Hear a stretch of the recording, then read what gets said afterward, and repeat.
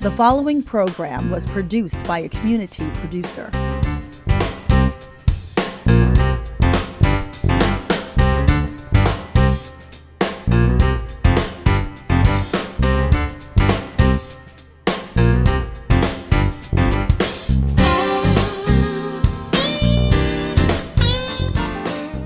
Dr. Hart, thank you for being with us today. Thank you for taking the time.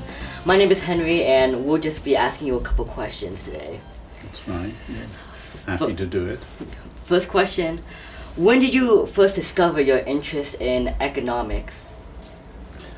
Well, that was when I was finishing my first degree, my BA at Cambridge University in England, in mathematics, and I was looking for something to do afterwards. So I was going to graduate, and the question was what next. And this was in 1969, and I think the mood at the time was, it was a time of sort of student revolution, and so the idea of getting a real job was not appealing to me. So I was looking for something to study further. I knew I was not remotely good enough to be a professional mathematician, and I wasn't actually any more that interested in that. And people told me mathematics was being applied in economics, and I was curious about economics. Okay. I didn't know anything about it, and I thought I should know something. So for those reasons, I applied to do a master's degree at the University of Warwick, and that's what I did. So because I had no background in economics, I spent 1 year sort of catching up, and then 1 year doing the master's degree. Okay. Yeah, so that's how it happened. What made you choose to study mathematics? I just was always interested. I liked it as a kid, at school. It was my best subject. And I was fascinated by it, so that's why I did it. But at Cambridge at the time, I think it's still true. You specialize in something. It's not like a liberal arts college or university here, where you do a lot of different things. There, if you apply to do mathematics and you're accepted, then you do 3 years of mathematics. It's 3, not 4, in England. So I did nothing else. I did other things, but academically, the only thing I was doing was mathematics, and after a while I got a bit bored. Oh. So who was your most influential Princeton mentor?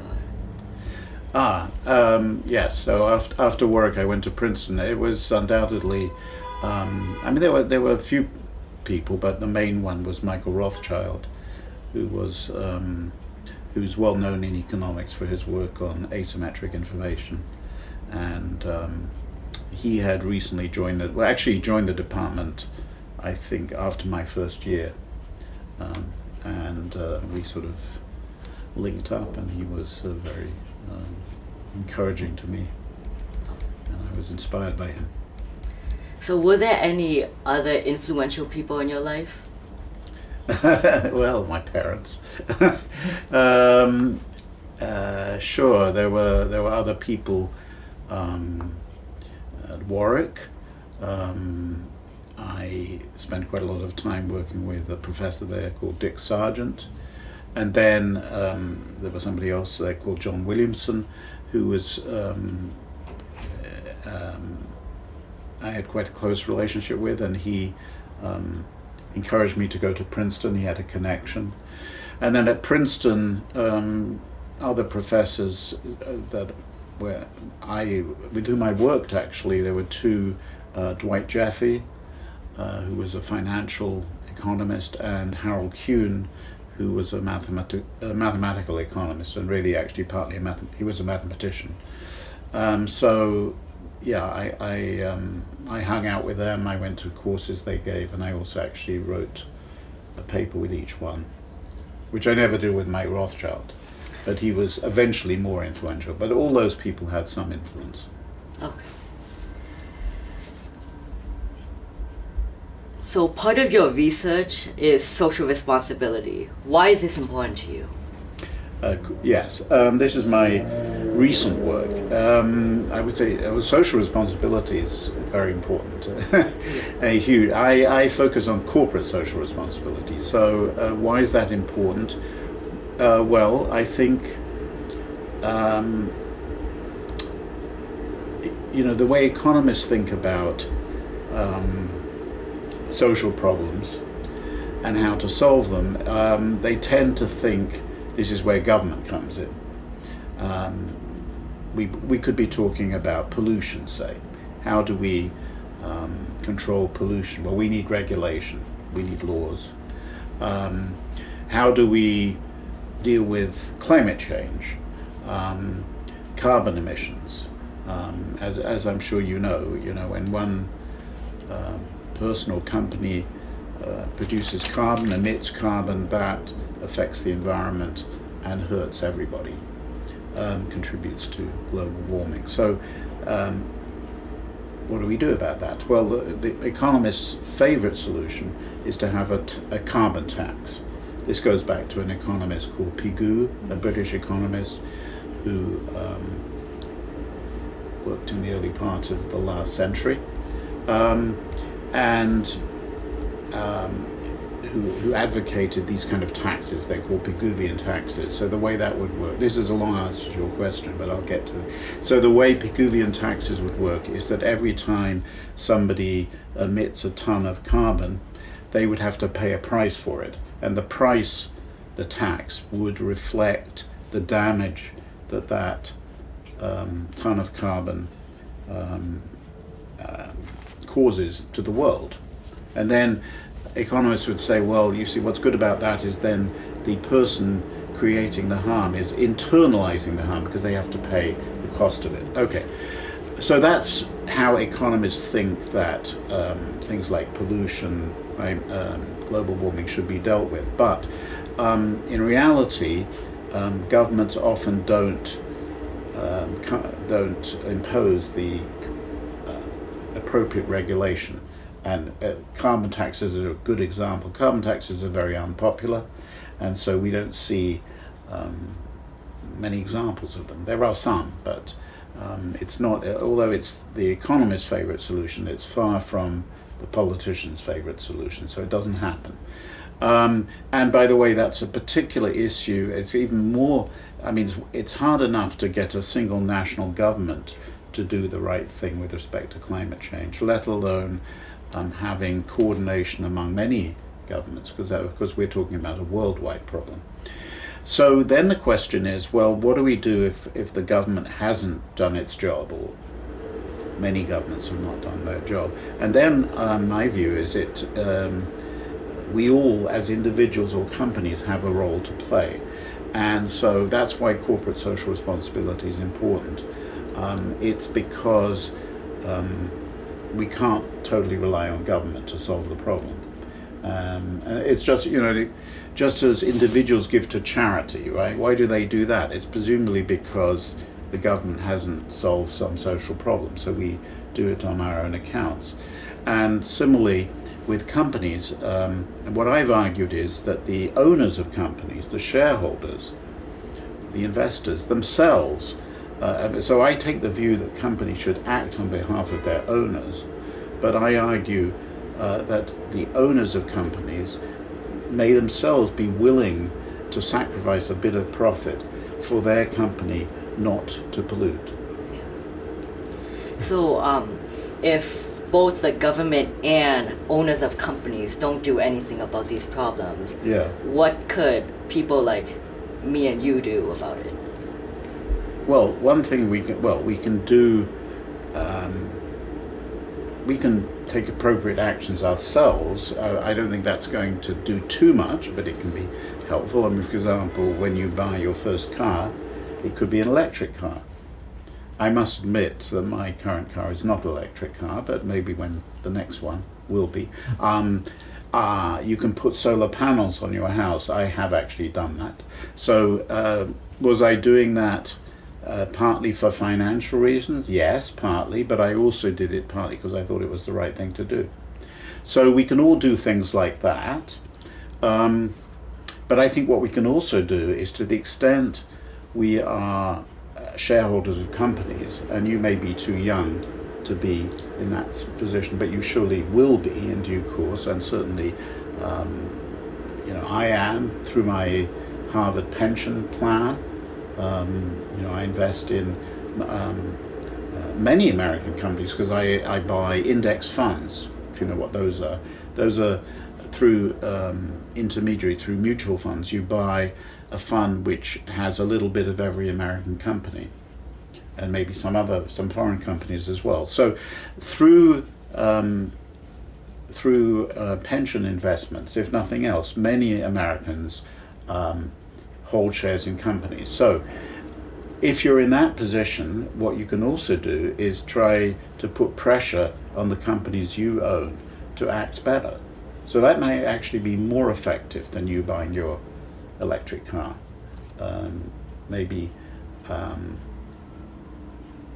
As I say, sort of pushing. There are ways that you can support efforts by shareholders to make companies act better.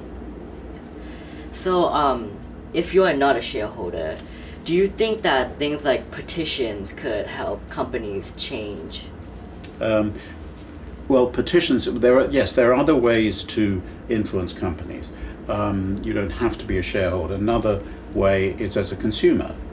So sometimes there are campaigns to boycott the product of a company that isn't acting well, and you can participate in one of those. Or if you work for a company that is doing questionable things, you can protest. And sometimes we see that. So I think various stakeholder groups can put pressure on companies to do better. And I think companies, are in a better position to do the right thing than individuals because they operate at a much bigger scale. Yeah. So how did you meet your collaborator, Dr. Holmstrom? Well, actually, we haven't collaborated that much. Yes, I mean, you're referring to, I did win the Nobel Prize with him, and we're very good friends. We've written a couple of papers together, but I think it would be fair to say that neither of us thinks that our best work was done with the other one. So, but how did we meet? I think we met, it's a long time ago. I'm trying to remember where it was. I think I was in the early 1980s, maybe even before that. I remember when it was. Yes, it was 1979. I met him at a conference in Norway, actually, which was a celebration of somebody's 65th birthday. So they had a celebratory conference, and I was one of the speakers. And he's only slightly younger than me, but he was a little junior to me academically, so he appeared as almost an uninvited guest. Well, he wasn't quite uninvited, but he wasn't an official speaker. But he remembers that he asked a question, and I didn't know who he was, but I thought it was a good question, and I thought the speaker didn't answer it very well, so I sort of backed him up and said, I think whoever that was made a good point there. And yeah, we became friends after that. So on the topic of the Nobel Prize, how did you react when you found out that you had won? I was quite pleased. Yes, it was an amazing moment. It was, it was crack of dawn. It was 5 a.m., 5:02, I think, actually, when the phone rang. So my wife picked it up and handed it over to me, and it was very exciting. Surreal, really, but So did you expect to win the Nobel Prize? I think one can never expect something like that. I thought I had a reasonable chance, but that's as far as it went. Yeah, it's a bit of a lottery, and as time passes, I feel, more and more surprised that I did win it, actually. But there are a number of people who think they're in with a chance. Some of them are right, some of them probably aren't right, and then you see what happens, and unexpected things can happen, and somebody who has a very good chance, everybody thinks they're going to win it at some point, and then the years go by, and the interests of people in the profession change, and they no longer look like a very likely candidate. That could have happened to me, but I was lucky it didn't. So where were you when you received the... I was in bed. Oh. At my home, yeah. Lexington, Massachusetts, yes. That's where I was. Okay. So our final question for you is, what advice would you give to someone my age who is interested in economics? You're not yet interested in economics, is that right? Or Yeah. are you? But you might be. Someone who's interested in economics, I would say that it's a very important subject. It's also a very, very difficult subject because one is studying human beings, human behavior, and that's actually extremely complicated because people often behave rationally, but not always. And just understanding how they behave and how sometimes psychology affects their behavior rather than a cost-benefit analysis. It's very hard, but it's important because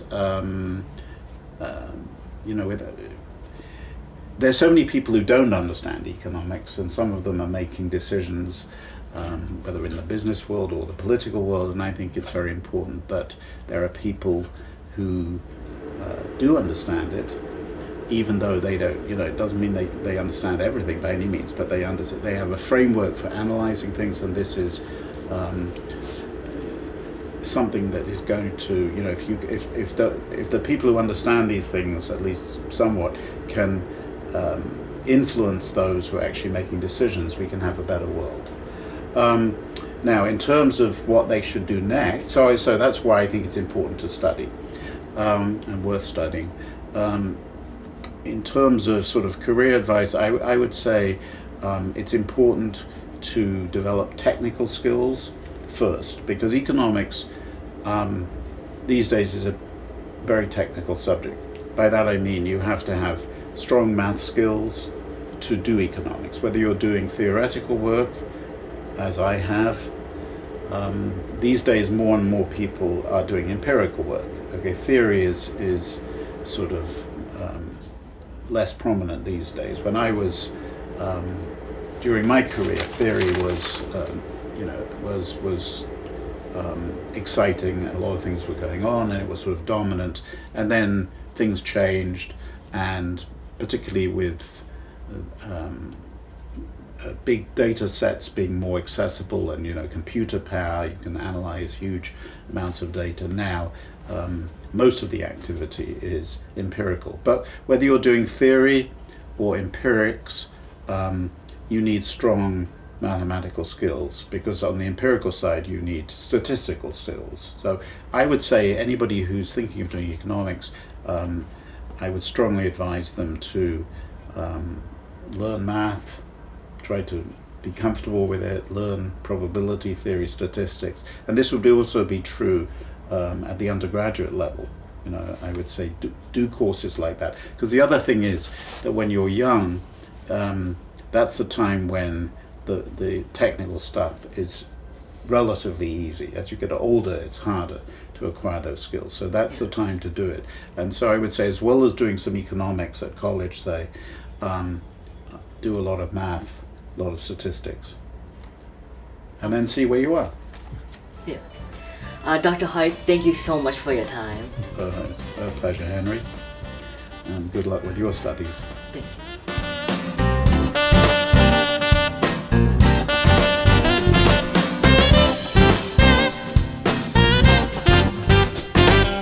Urban Media Arts.